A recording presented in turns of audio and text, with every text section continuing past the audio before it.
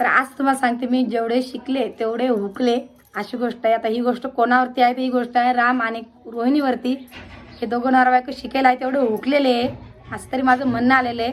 तर काय म्हणणं आहे तुम्हाला समजेल व्हिडिओमध्ये, तो व्हिडिओ पुरा बघा। तर नमस्कार सगळ्याला। तर आपण तुम्हाला तर माहिती आपल्या रोहिणीला चांगलं लागत नाही आहे, तर आपण त्याच गोष्टीवर आज बोलणार आहे। तर बघू शकता एवढे वरून आता मी कपडे आणले, तर एवढ्या कपड्याच्या मला घड्या घालायच्या अजून, आणि एवढं सकाळी धुणं पडता। आता त्याच्या घड्या घालते मी आणि व्यवस्थित ते घड्या घालून ठेवते, कारण की सगळ्याचे कपडे अलग अलग ठेवणं पडतात।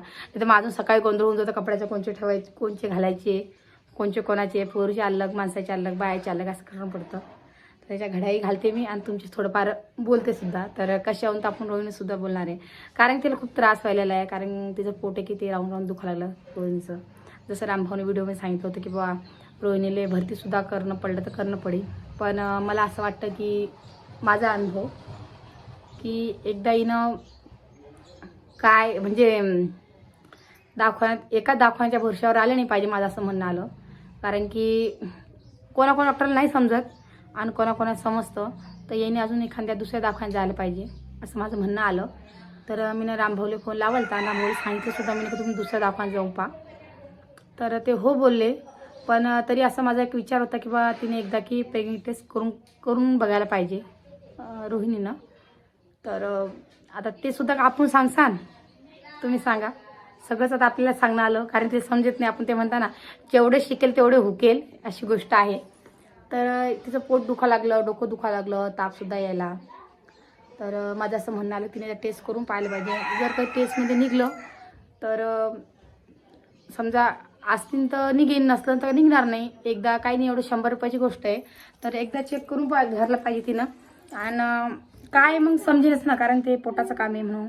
आणि तिले माहीतसुद्धा पडेल। आणि ते कसं आहे सहसा डॉक्टर लोकांना एवढं सहसा एका महिन्याचं काही समजत नाही, असलं तरी 15 दिवसाचं सुद्धा समजत नाही डॉक्टर लोकांना। मागच्या पुढचे समजा राहिले असतील तर असं माझं म्हणणं आलं। तर मी तिला म्हणलं तू एकदा चेक करून बघ म्हणलं, तर ती म्हणे नाही ताई चेक करायची काही जरूरतच नाही, मला माहिती म्हणे नाही आहे म्हणून। पण मला तरी तू माझ्यासाठी चेक कर, तर ती नाहीच म्हणे। तर आता तिनं नाही ऐकलं, तर आखरी मला रामदासला सांगणं पडलं, म्हणजे तू एकदा तिला प्रेग्नेंट टेस्ट आणून दे आणि तिला एकदा करून बघायला टेस्ट काय आहे की नाही आहे, असल्या कधी लगेच माहीत पडेल आणि त्याच्यावरती मग इलाजसुद्धा लवकर होईल असं माझं म्हणणं आलं। तर ती आता तो काय करतो काय सांगा, तो म्हणे बरं मी आणणार होतो म्हणे, त्याच्यावर टेस्ट करून बघतो म्हणे आम्ही। तर आता त्याला सांगितलं तो काय करतो काय सांगा अशी गोष्ट आहे। आणि सगळं आपण सांगणार आहे, तुम्ही सांगा। आता तिचं समजायला पाहिजे ना, ते काय लहान आहे का? लहान म्हणलं तरी समजा एवढा दिमाग तर कोणालाही असतोच ना। हे आताची पिढी आता आपल्याला माहिती कशी असते, म्हणून त्यांना समजायला पाहिजे मागची गोष्ट आलं की आता या नवीन पिढीत आपल्याला काही सांगायची जरूरत नाही। पोरीच म्हणा किंवा पोराले म्हणा आपापलं सगळं समजतं। तर कामधंद्याची गोष्ट अलग आहे, ही गोष्ट अलग आहे। आता तुम्ही असं नका म्हणा, कारण की मागच्या वेळेत आहे तुम्ही असं, मागच्या वेळेत आहे तुम्हीच तर म्हणल्या की रोहिणी लहान आहे, रोहिणीला समजत नाही, अशी गोष्ट नाही आहे। कामधंद्याची गोष्ट अलग आहे, ही गोष्ट अलग आहे, याच्यात खूप अंतर आहे दोन्ही गोष्टीमध्ये, म्हणून सांगाल तुम्हाला मी।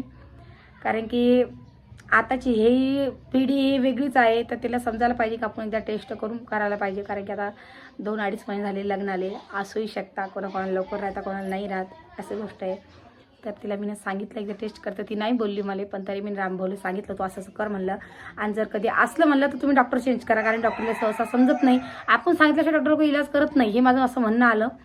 तर आता काय करता काय सांगा, कारण तिचा थोडाफार म्हणजे तिचं पोट एकसारखं नाही दुखत, तिचं राऊंड राऊंड पोट दुखतं। आणि आता आपल्या जेवढ्या यूट्यूब फॅमिलीमध्ये जेवढ्या लेडीज आहेत त्यांना तर समजू शकतो तुम्ही मी काय सांगाल तुम्हाला, कारण की पोट त्यांना माहिती कसं दुखतं म्हणून। तर तिला सांगितलं तर ती ऐकत नाही, तर मग काय कसं आपण ज्याला सांगितलं ना ऐका, तर ते टेस्ट करतीनच। आणि तिला मी सांगितलं म्हणलं आजच सांगितलं मी तिला, तर तिला म्हणलं आता नको करू म्हणलं, तू आणून ठेव म्हणलं, आणि सकाळी उठल्यानंतरच करजो म्हणलं, म्हणजे लगेच माहीत पडी आहे की नाही आहे म्हणून। तर ती हो बोलली। आणि काही जास्त दिवस नाही झाले तिला, म्हणून तिलासाठी की नशील, पण सांगता येत नाही ना, हे कोणाच्या हातच नाही आहे। म्हणजे असणं नसणं हे समजा देवाण देईल तेव्हाच घेणं पडतं अशी गोष्ट आहे। पण पोट दुखणं काही चांगली गोष्ट नाही आहे, माझं तरी असं म्हणणं आहे। आणि पोट दुखतं तापसुद्धा यायला लागली, तर ताप बी येणं काही चांगली गोष्ट नाही आहे। समजा ते कधी असलं कधी तर ताप येणं काही चांगली गोष्ट नाही आहे, पण नसलं कधी तर मग गोष्ट नॉर्मल आहे। पण तर त्याने एकदा डॉक्टर चेंज करायला पाहिजे असं माझं म्हणणं आलं। तर पाहू आता काय निघतं काय नाही. तर आता आजचा दिवस तर जायचा, आता उद्या पाहू आपण. उद्या समजेन आपलं काय आहे काय नाही. तर आणि तुम्हाला सुद्धा मी सांगेनच काय आहे म्हणून, आहे की नाही आहे. तर असलं कधी तर माझ्यासाठी चांगलंच आहे, कारण मी आता अजून समजा तुम्ही माझा आता ह्या गोष्टीवर काही तुम्हाला सांगणार नाही, कारण की आता मी लवकरच आपले कोमलची सुद्धा डिलिव्हरी होणार आहे. आणि आईची अजून समजा असलं कधी तरची गोष्ट आहे. आणि नसलं तर मग माझं तर असं म्हणणं आलं बा की अजून त्यांना निदान 12-1 महिने तर पाहिजेच नाही, कारण की नवीन नवीन जोडपं आहे. तर सध्या दोघंही समजा एवढं हे नाही ना, हुशार नाही दोघंही. तर सध्या देवाने त्यांना दिलंच नाही पाहिजे अजून 12-1 महिने तरी. आणि आपल्या कोमलचं सुद्धा बाळ मोठं होऊन जाईल. आणि मग कसं त्यांना म्हणजे घरामध्ये अलगच असा नजारा होऊन जाईल त्यांच्या. तुम्हाला तर माहिती आहे लेकर करत असले कसं असतं. आता नुसतं एक ती परीच आहे, ते एवढा गोंधळ आहे. आणि आता अजून दुसरं बाळ येणारच आहे, आता 2 महिन्यात दुसरं बाळ येईनच अजून. आणि जर तिसरं कधी येतो म्हणलं तर मग काय करसाल तुम्ही, विचार करा. ह्या गोष्टीचा विचार कधी केला तर माणूस बावरून जाईल. कारण की आमच्या घरी खूप लेकर आहे म्हणून मी सांगायला लागले. आता सध्या आमचं घर शांत आहे, कारण की आज सगळेजण शाळेत जायले. आणि जसे 5 वाजतील तसं पुरं घर गोंधळ असतं. कारण की कोणी काही करतात, कोणी काय करतं, कोणी अभ्यास करीन, कोणी खेळीन, तर कोणी जेवण करतं, तर कोणी काय करतं, कोणी काय करतं. असं की आमच्या घरात दांगडो असतो. तर मी त्या दांगडोच्या बाबतीत शूट घेतच नाही, कारण मला माहिती खूप गोंधळ असतो. तर कोणी TV बघतं, कोणी काही ठोकठाक करतं, पुरा घरात गोंधळ असतो. आता फक्त रुद्र आणि मी आणि रुद्रचे पप्पाच आहे. तर रुद्रचे पप्पा रुद्रला बाहेर घेऊन गेले म्हणून त्याचा आवाज तुम्हाला यायला नाही आहे. कदाचित आला वाटतं तो, त्याचा आवाज सुद्धा येईनच तुम्हाला. तर माझं तरी असं म्हणणं आलं आहे बा की त्याच्या घरात लेकरं असले, त्याच्या घरात गोंधळ असतोच. तर थोडासा आत्यासुद्धा आवाज येत असेल तुम्हाला. आत्यासुद्धा वावरातून आलेल्या आताच सध्याच आल्या वाटतं त्या गाडीत, बघू शकता. आहे पा आले पप्पा? नाही आले. बोलायला कोणी पप्पाला मग? इकडे ये, इकडे मापाशी ये ना, मापाशी ये ना मग. तर आमच्या रुजूला शाळेत टाकलेला आम्ही अंगणवाडीमध्ये. तर तो दररोज अंगणवाडीत जातो आणि दररोज खिचडी खाऊन येतो. बाकी त्याला म्हणलं आपण की रुद्र तू अभ्यास करत जात जाय, तू शाळेत जात जाय. तर तो काय म्हणतो की मला दप्तर आणून द्या. तर छोटंसं दप्तर आणणे त्याला आम्हाला. पण आम्ही सध्या कुरायलाच जात नाही आहे, म्हणून आम्हाला इथून 7-8 किलोमीटर कुरा आहे, म्हणजे लांबच आहे मला जातं. आणि जायसाठी आम्हाला गाडीच करणं पडते. फटफटी असली जावं आता, पण वारातून 5 वाजता येतात, मग जाणं येत होत नाही, येणं होत नाही.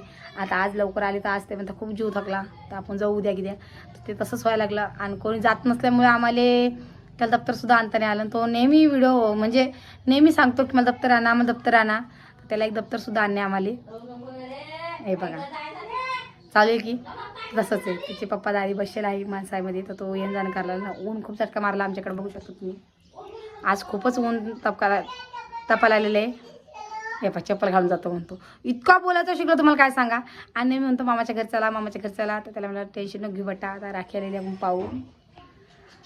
आणि आता आपली कोमल रोहिणी काय करते काय सांगा. कोमलसुद्धा 2-3 दिवसात येणारच आहे घरी. तिच्याशी बोलली फोनावरती. तिला खूप आईची काळजी व्हायला लागलेली आहे, कारण की ती म्हणते की आईची तब्येत जरा म्हणजे कसं कामधंदा करून आईचा जीव वाटून जातो ना. आणि खरी साहजिक गोष्ट आहे. तर ती सुद्धा लवकरच येणार आहे मायराहून. तर तिला म्हणलं राखी की होऊ दे, आणि राखीच्या दिवशीच येतो म्हणती. पण तिला म्हणलं राखीच्या दिवशी नको येऊ म्हणलं, ते म्हणताना काही भद्राक काहीतरी लागणार आहे म्हणतात राखीच्या दिवशी. तर म्हणतात सकाळी सकाळी राखी कोणीच बांधू नये, चांगलं नसतं असं माझं म्हणणं आलं. म्हणजे माझं नाही, मी यूट्यूबवर व्हिडिओ बघितले 1-2 जणांची. त्यांनी सांगितलं की बा भद्रा लागणारी सकाळी 5 वाजेपासून तर संध्याकाळी दुपारी 3 वाजेपर्यंत, याच्यानंतरच तुम्ही राखी बांधा म्हणे. तर तिचं माझं असं म्हणणं आलं की तू ती तुझ्या भावाला राखी बांधू नको म्हणलं, आणि तू दुसऱ्या दिवशी ये म्हणलं, म्हणजे सोमवारची राखी. तर म्हणलं तू मंगळवारी ये म्हणलं. तर ती हो बोलली. आता काय सांग काय करते बिचारी. आणि ते कसं आहे, मागच्या वर्षी सुद्धा लागेल होतं आणि या वर्षी सुद्धा लागेल म्हणता. तर आता पाहू आता काय करता काय नाही. परी तो खूपच बोलायला आलेली आहे. तर ती मला म्हणते आतू तू ये म्हणून. तिला म्हणलं तू येतं म्हणते आतू मी नाही येत, तू ये म्हणते. तर आता काय सांगा काय करते. तर येता काय तर काय सांगा. आता अजून काही नाहीच करायला लागले तिथं, पण यायला पाहिजे असं माझं म्हणणं आलं. दोघातून एका जणांतरी आलं पाहिजे. तर आता काय करता काय सांगा. रामा बी नाही म्हणतो, ओमा बी नाही म्हणतो. मला जाऊ दे, नाही येतात तर नाही येत, आहे की नाही दादे जाऊ दे. तर काय करता, आपल्या गोष्टीवर काही बोलायला विषयच नाही आपला. आणि थोडंफार वातावरणसुद्धा आज आमच्याकडं नॉर्मल आहे, आबाळ बदली नाही काही नाही.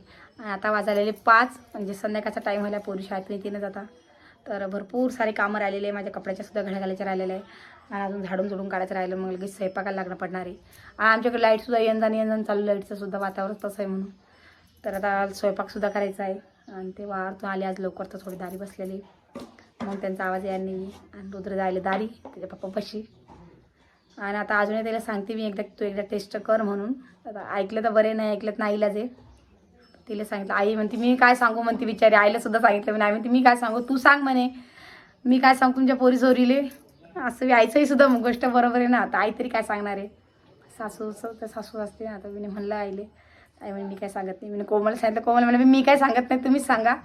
कोमलला मी नाही सांगितलं. चला मलाच सांगू द्या म्हणलं, यांना असं असं करून पहा म्हणलं तुम्ही. आता असलं कधी तर माहीत पडेल आणि नसलं कधी तर मग नॉर्मल गोष्ट आहे. आणि मग त्याच्यात इलाज सुद्धा बरोबर येणार नाही. तर मग असलं कधी न रिकाम्या काय गोळ्या गिळ्या घेतल्या तर मग अजून पंचायत पडायची कामं. तर आता अजून सांगते तिला मी, तू एकदा टेस्ट करून बघ म्हणून. आणि आता उद्या सकाळीच फोन लावणं पडेल, तुम्ही टेस्ट केली का म्हणून. तर चला मग व्हिडिओ काय जास्त मोठा नाही करणार मी, व्हिडिओ एवढाच करणार आहे.